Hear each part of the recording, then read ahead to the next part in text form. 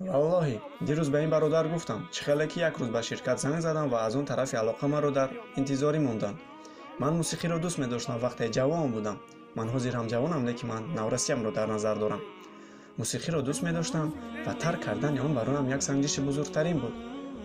لیکن هر وقتی که مایکل جکسون میخواند مرا به خود میکشد تا بدن خود را جای مانم و به رقص درآیم. چون که این خیلی چیزها را پرتافتن خیلی مشکل است و ترک کردن این خیلی دشوار است. درباره چی گپ می‌زدیم؟ یک روز با تلفن در خط علاقه انتظار بودم و یک موسیقی خواند. من نام این موسیقی را نمیگویم چون که آن چیزی به من روی داد به شما نیز روی ندهد.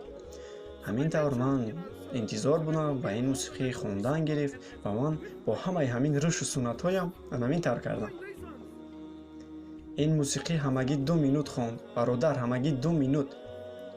قسم به الله بزرگ به من هفته ها لازم شد تا این موسیقی را از سر دور سازم.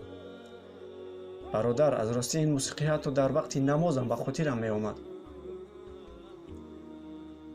خواهید باور کنید نخواهید نه برادران،